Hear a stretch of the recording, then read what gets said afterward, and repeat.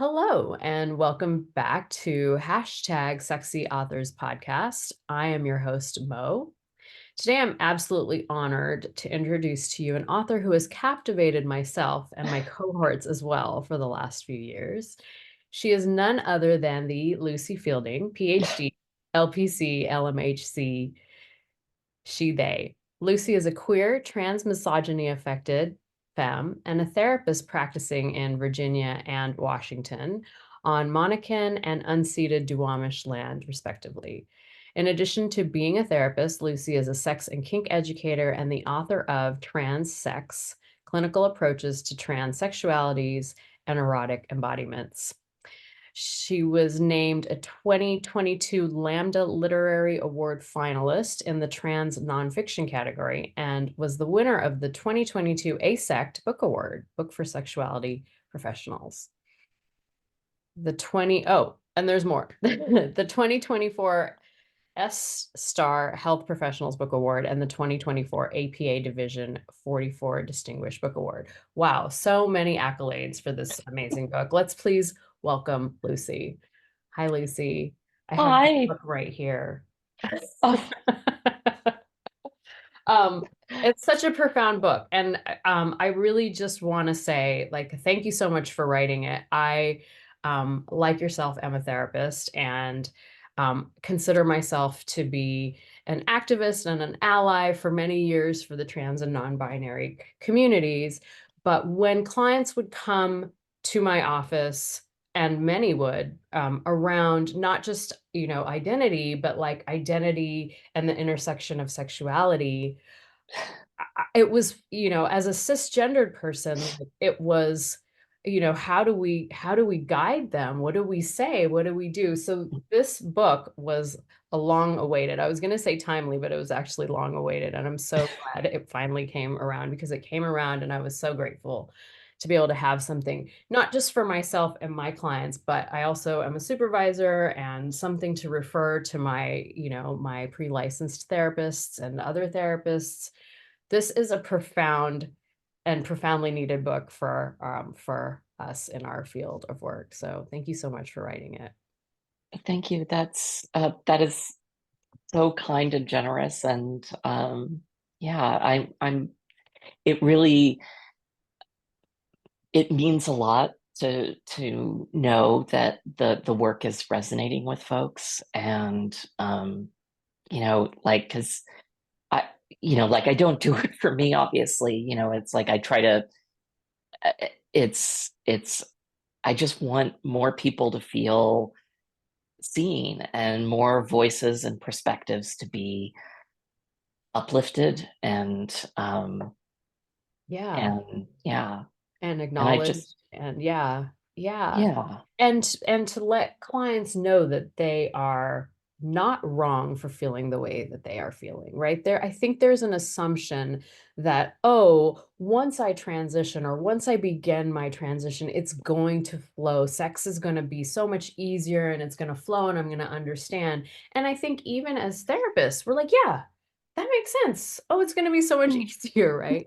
yeah, But it's so layered, right? yes, And nuanced, and it can take time. And I think just giving our clients and other trans folks permission to know and feel that is so empowering.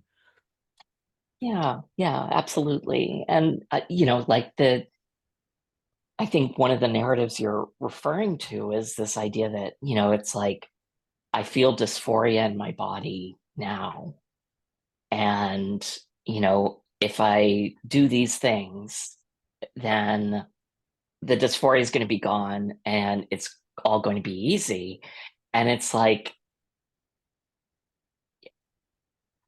easier, Yes and no. perhaps, Yeah. like there, the more, I mean, dysphoria, to use the language of Emily Nagoski, is a context. It's a break, as it were, and so like obviously when dysphoria is attenuated, it makes certain things possible, but you also need the accelerators. and so, having um so it still requires, like a lot of exploration, and that can be really fun, and it can also be scary, and I want to acknowledge all facets of that. Yeah, yeah. Well, I have some questions for you. First, my very first question is, how did you know this book needed to be written? Like, what inspired you to write this book? I think that there's a Hebrew saying that I keep coming back to, especially this year. Um, may your anger bear fruit. Hmm. And um, and and I'm really um, and I think that for me, anger and rage are so important, and they're so clarifying. And I was trained to be a sex therapist at the same time that I was also like starting to transition and to explore gender. And so like I was getting information as a student, as a trainee, and then having certain experiences in the rooms with my providers. And I realized like how much of a privilege it was that, like I could ask questions and felt really empowered to question my providers when they would tell me things. And say, well, is that like, let's nuance this a little bit, and the more and more I saw it, I realized like there's just like there wasn't much out there. There was a couple of zines like Fucking Trans Women by Mhm. Mirabelle Weather, Girl Sex 101 by Allison Moon, which is very body and gender inclusive.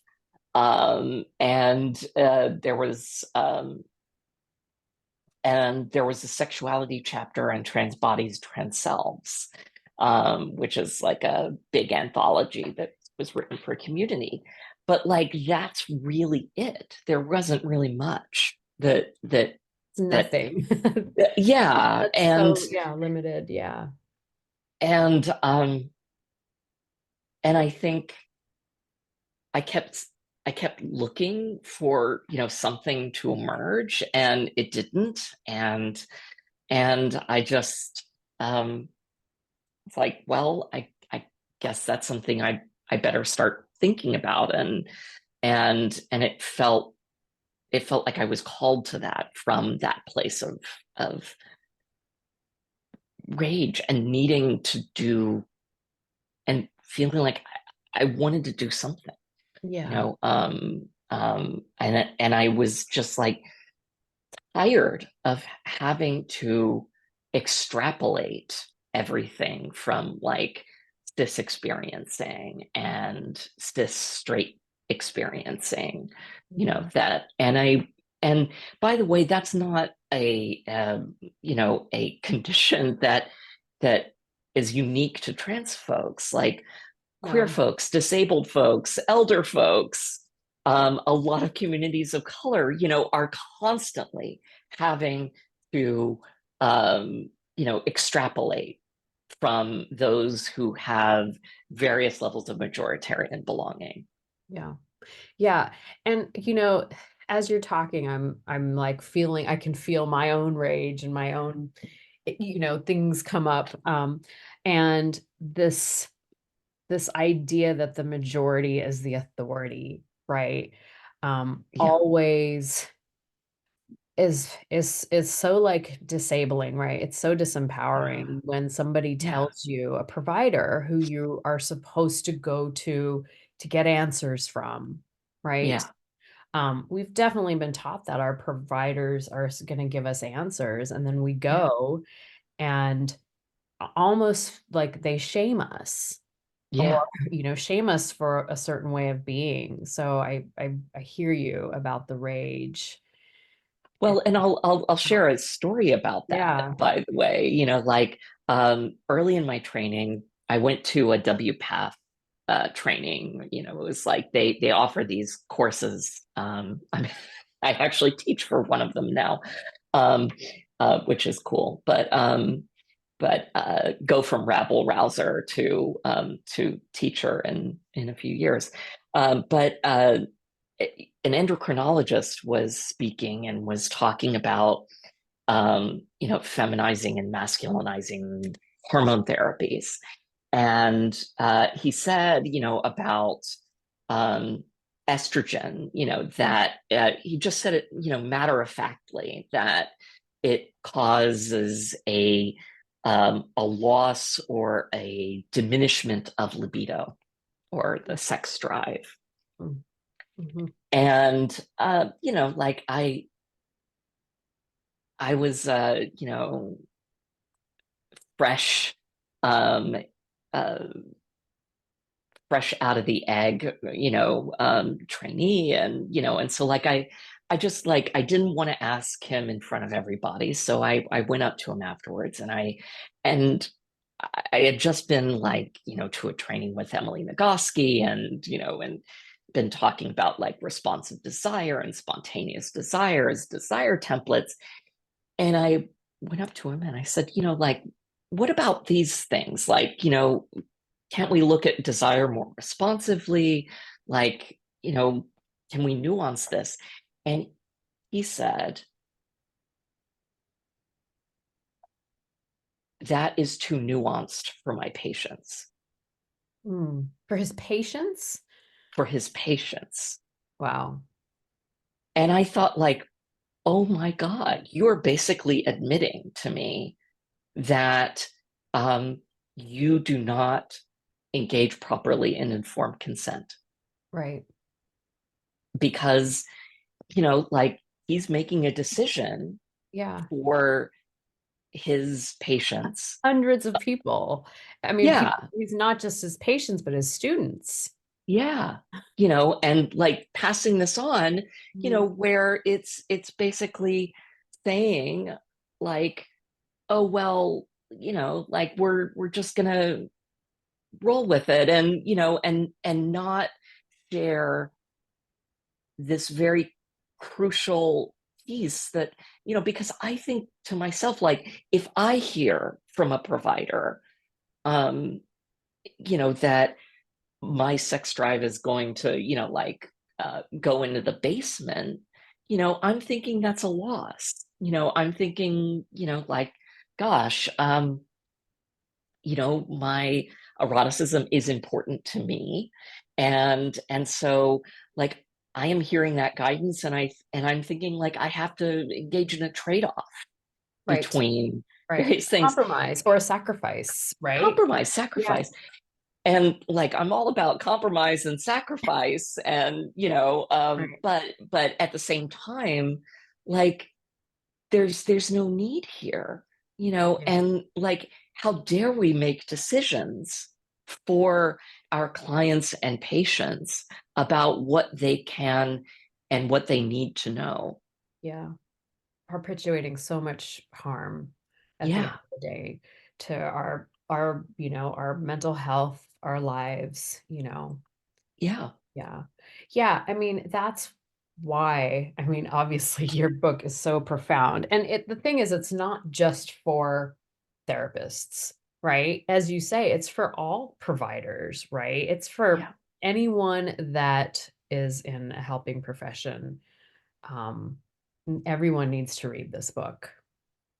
Well, And and one of the things that I thought was really important is like, the subtitle is clinical approaches, which seems to direct folks to it's for medical and mental health providers. And uh, yeah, yes, that's partly my background, but I also really um, in gender affirming care, we have this, the idea of the multidisciplinary team, the MDT, and And usually we think of it in terms of, well, there's a mental health person, there's an endocrinologist, there's a surgeon, there's, all these people, primary care physician.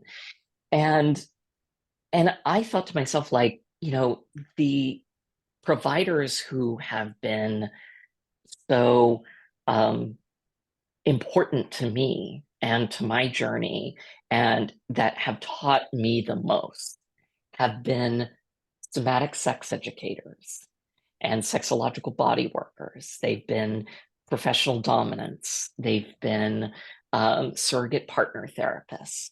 And so it this book is for them, and it is also for this idea that, like, they are part of the multidisciplinary team, and if they're not already, then they should be. Mm-hmm. Absolutely. Yeah, I think that's those people are the like the unsung heroes really of Yeah, the work that we do at the end of the day, for sure. absolutely. Yeah. Yeah. So well, I feel like you're answering a lot of my questions. Um yeah, I mean, I guess like when you wrote this book, is there anything that stands out to you about like like I'm thinking of like gatekeeping, Mm. right, like this book obviously I think like with asect and groups like that are sex positive and that are trying to do this kind of work and undo some of the harm that's out there, but did you experience any sort of like gatekeeping around getting your book out there or um writing this book? Yeah, I mean,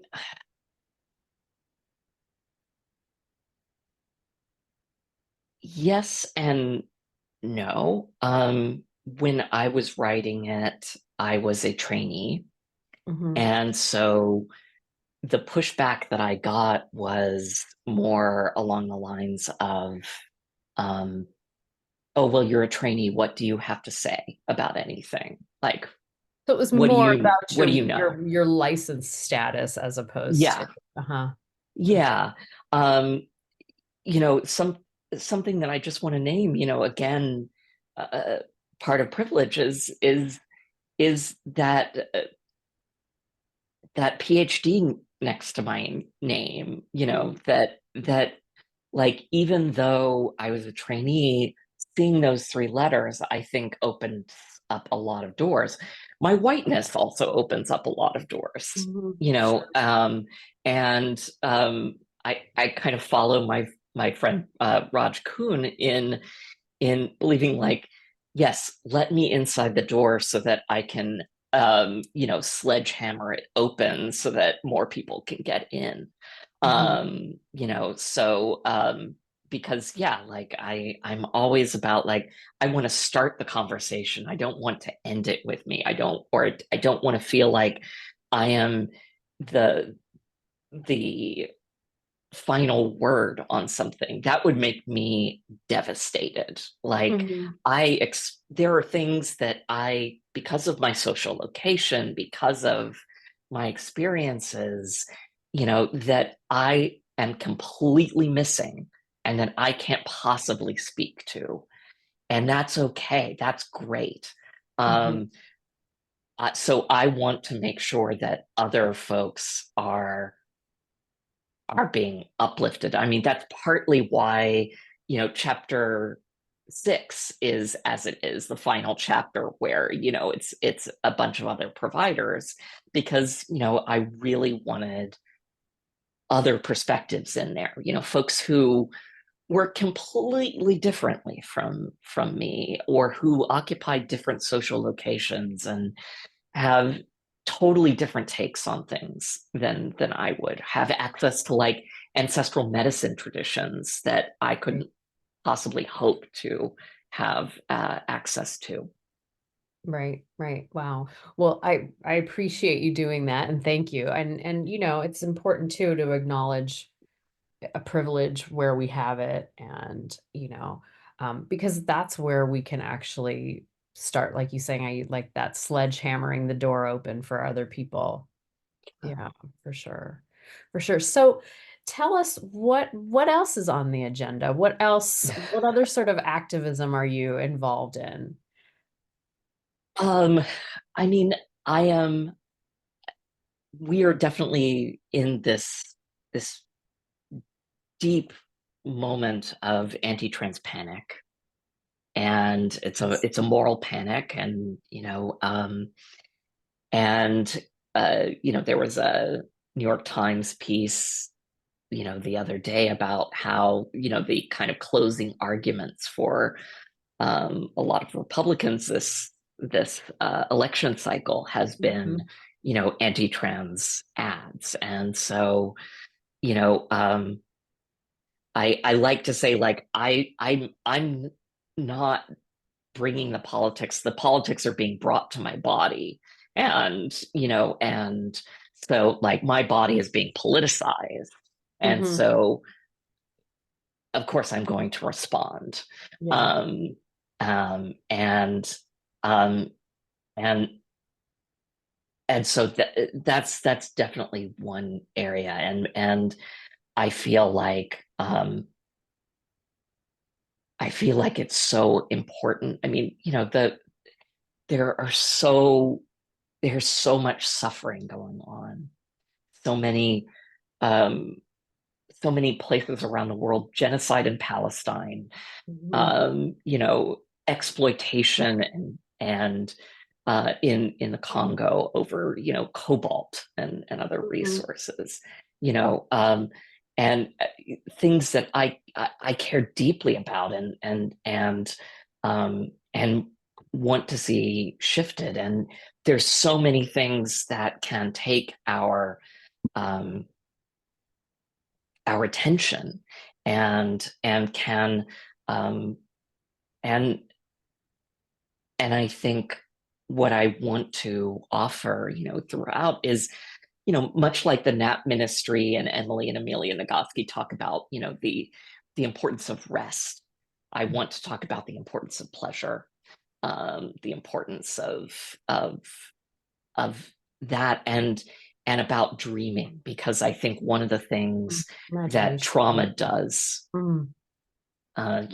as you well know, one of the things that trauma does is that it takes away seemingly our capacity to imagine futures that have us in them. Mhm.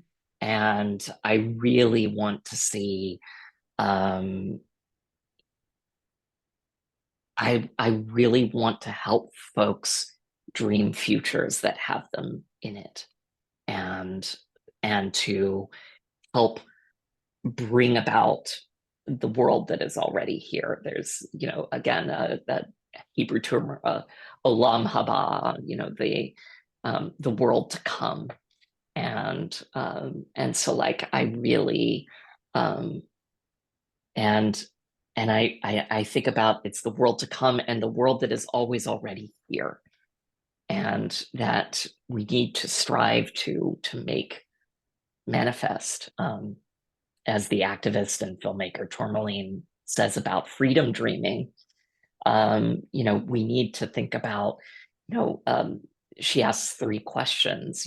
What do dominant groups have that we want? What do dominant groups have that we don't want? And what do we already have that we want to keep? Mhm. Mhm. And and I think that there's so much already in our communities that we desperately want to keep, and it is worth fighting for. Yeah. Yeah.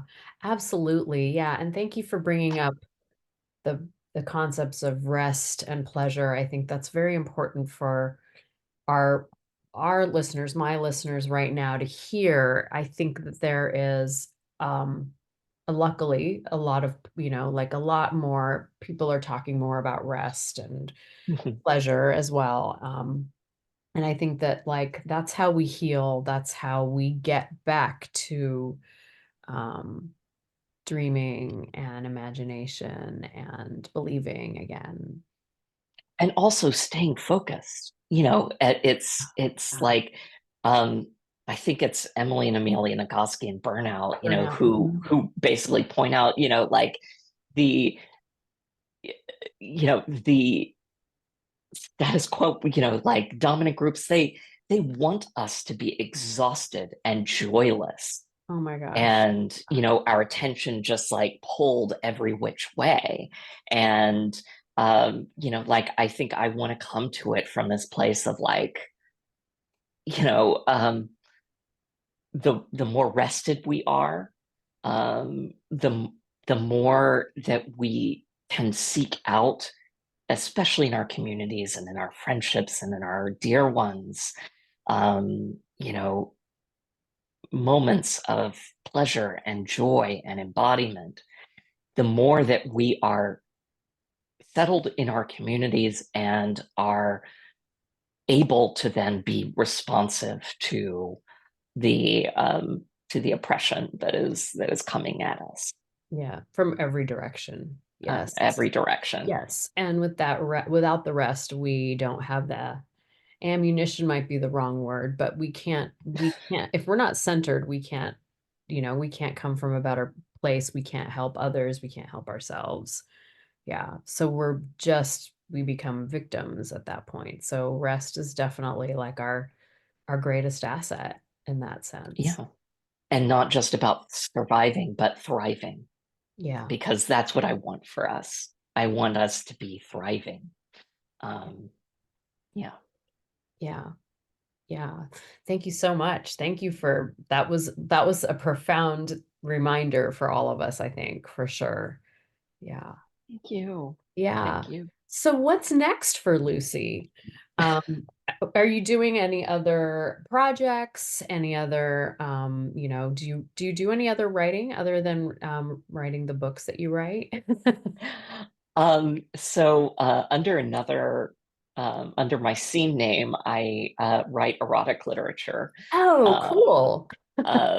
so like I I love writing smut. Uh-huh. Uh-huh. And it's just it's fun. And I think it was Emily Nagoski who was saying, again about rest, that because she wrote romance novels, Right. Hmm. and reads romance novels, and she basically recommended as part of rest, like, if I switch gears and I write romance novels, while at the same time, that I'm writing this, more heady Academic. academic Yeah. work, Yeah. that turns out that like that I'm able to really focus on what It's what I need to do. it's Um, healing, right? It's tapping into that other creative side.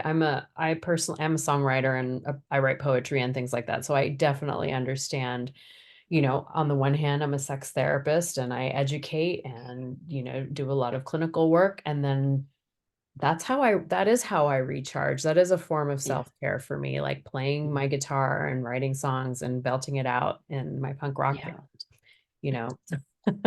I love it. So yeah. Yeah, and then teaching is, as Spock would say, my first best destiny. Mhm. And and it brings me such joy to, you know uh I'm neurospicy, and like I realize that sex and kink are my special interests. And so like I love that I get to, like, teach my special interests, and that people, are, People want to hear it and people are excited yeah, about it. Yeah, and people yeah. need So it. like Yeah, so I teach muffing. I awesome. A psychological edge play is something I love teaching, Mhm. so yeah. Awesome. Yeah, so many talents. Not just an academic, but and erotic writer and an educator and a sex and kink educator. So, feeling pretty blessed to be able to do all that. I can feel it coming off of you. Like, yeah.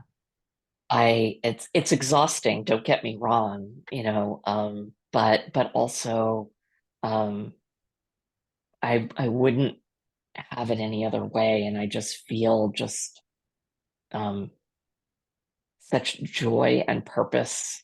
Um, Mhm.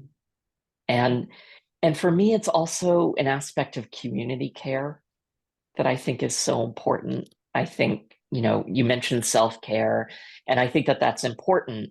And also, I really see um, my work, especially when it's, community focused, Mm. about community care, about like my neighbors, my community, my and and making sure that, to reference an earlier part of the conversation, that gatekeeping is not something that that I'm sledgehammering as many doors as I can. Yeah. And, because there are enough resources to go around. Mhm. And I really want to make sure that folks are well resourced. Yeah. And I hear you about the community care, f you know, shifting, centering the collective as opposed to centering the self. Yeah, for Yeah, sure. Yeah. Awesome. Well, thank you so much. thanks. I do have a question for you. Uh, Any other books that you love that you would like to recommend to my listeners, to our listeners today? oh God, yeah. Okay, so um I'm absolutely adoring this. This is Avgi Sakatpoulou's Sexuality Beyond Consent, Okay. which is such a brilliant book. It rocked my world. It's going to make appearances in my writing going forward. It just like knocked me off of my very high heels.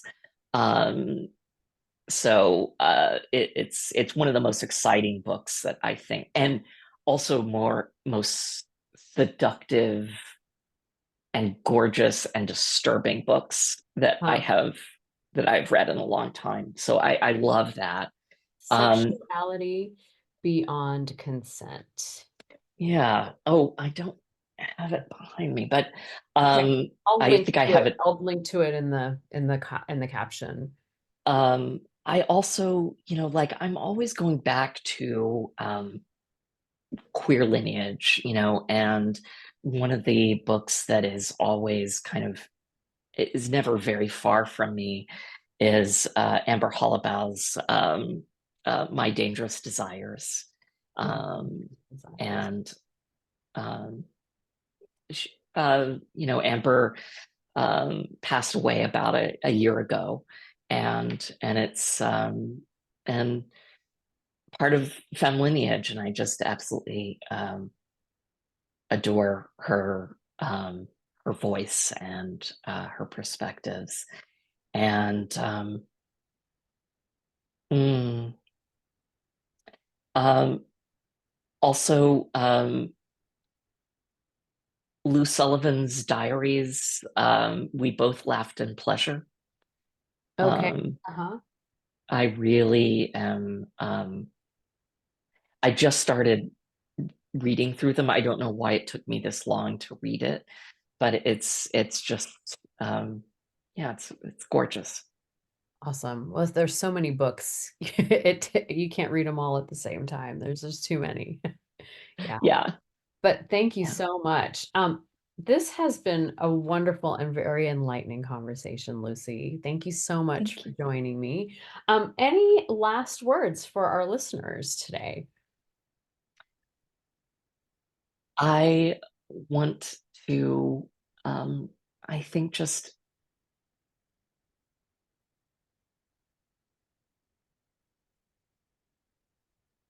I want folks to, my fondest wish is for um,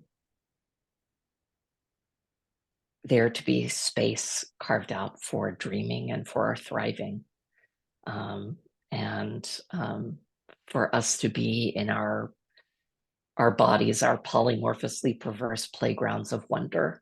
Yes. And um, and I want to see, um, an an end to genocide. I want to see an end to exploitation, and I want to see our thriving and our dreaming. Yeah. Yes. Well said. Thank you so much, Lucy.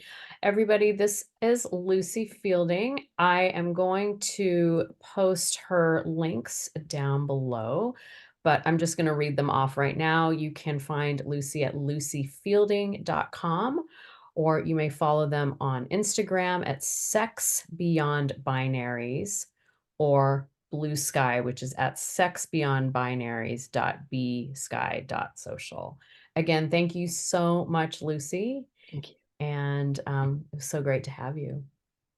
So lovely to be with you and to be in conversation with you. Thank you. Likewise. Take care. Thank you.